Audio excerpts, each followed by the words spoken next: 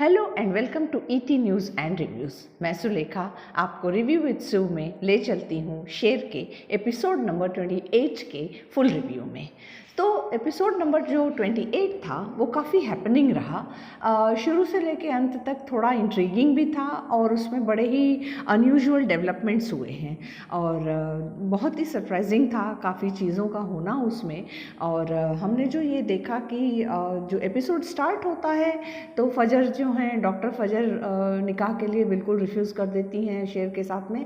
और उनको सबकॉन्शियसली उसको यही लग रहा होता है कि मेरे फादर को अगर ये बात पता चली कि मैंने निकाह कर लिया है तो उनके ऊपर क्या बीतेगी, क्योंकि उसके मन में जो है हमेशा यही फियर रहता है कि मेरे फादर का जो है प्यार और उनका जो हाथ है मेरे सर से ना हट जाए। और एग्जैक्टली वही तो हो रहा है शुरू से। उनके फादर उनको इतना हेट करते हैं, इतना नफरत करते हैं कि it is really heartbreaking to see कि वो जो है अपने फादर के प्यार के लिए इतना तरस रही हैं और उनके शफ़क़त भरे हाथ के लिए कितना ज़्यादा तरस रही हैं। और मगर उनके फादर जो हैं वो एक तरह से पत्थर के बुत बन गए हैं उनके लिए, बल्कि उनकी छोटी बहन के साथ में बहुत अच्छा प्यार भरा उनका बर्ताव रहता है।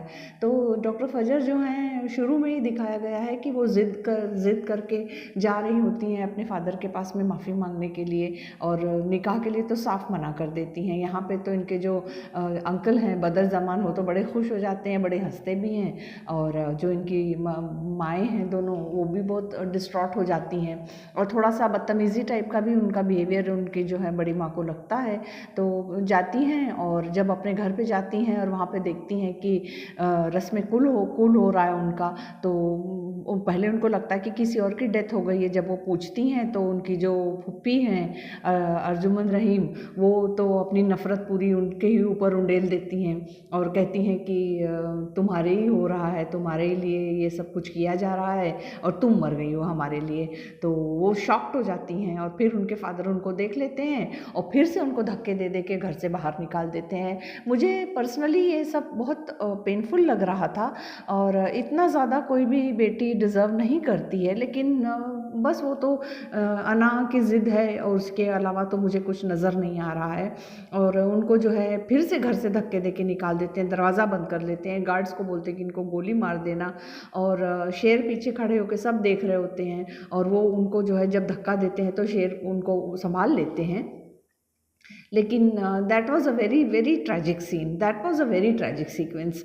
अपनी बेटी के साथ में ऐसा करना बड़ी तकलीफ़ की बात होती है। उसके बाद में इसके जो सेकंड पार्ट में है वो ये दिखाया गया कि जो काका साहब हैं वो समरा और वजाहत के बेटे के नाम पे जो फूफी जी की जो ज़मीन है वो अपने पोते के नाम कर देते हैं, जो कि मेन ज़मीन है। और फूफी जान जो है वो तो बड़ा उछलती हैं, लड़ाइयाँ करती हैं, झगड़े करती हैं, लेकिन फॉर वंस काका साहब जो हैं उनको चुप करा देते हैं, बिल्कुल डांट के डपट के।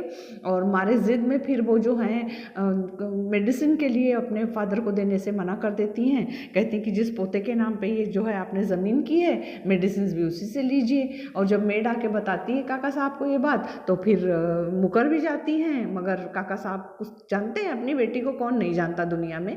तो उनको मना कर देते हैं कि मुझे मेडिसिन नहीं चाहिए तुम्हारे हाथ से, मैं पोते के ही हाथ से लूँगा।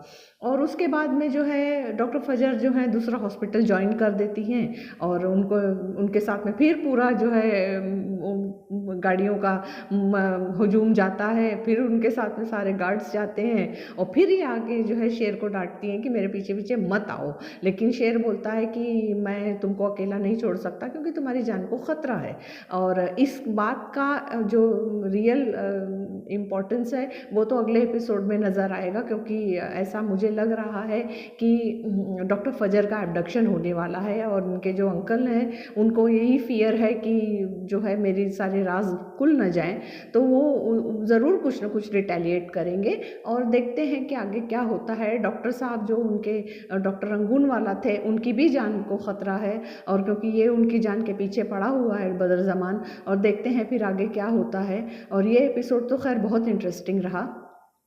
बस ये है कि शेर का जो उसमें पार्ट था वो थोड़ा कम था, सारा सारा दारोमदार जो था वो अब की बार जो है सारा खान के ऊपर था, मतलब डॉक्टर फजर के ऊपर था, और ज़्यादा कुछ भी अदरवाइज़ उनके फादर, ये बेस तो यही था। एक सीक्वेंस बहुत ही मुझे हार्ट वार्मिंग लगा कि जब उनके फादर, कितना भी हो अपने पेरेंट्स को अपने बच्चों से लगाव तो रहता ही है, चाहे वो नाराज़ हों चाहे वो खफा हों, लेकिन जो वो उनको याद आता है कि जब उनकी बेटी आके उनकी आंखों को कवर कर लेती हैं और तुरंत पहचान जाते हैं, तो वो बोलती है कि आप कैसे मेरा हाथ पहचान जाते हैं, तो उनके फादर बोलते हैं कि मुझे तुम्हारे हाथों का लम्स मुझे पता है और मैं बहुत अच्छे से जानता हूँ। तब वो बोलती है कि मैं तो एक अगली बार ग्लव्स पहन के आपके साथ में ये करूँगी। और जब वो अपनी वाइफ से बताते हैं और बोलते हैं कि उसने मुझे ग्लव्स पहन के ही धोखा दिया है, that was extremely heart wrenching था वो सीन।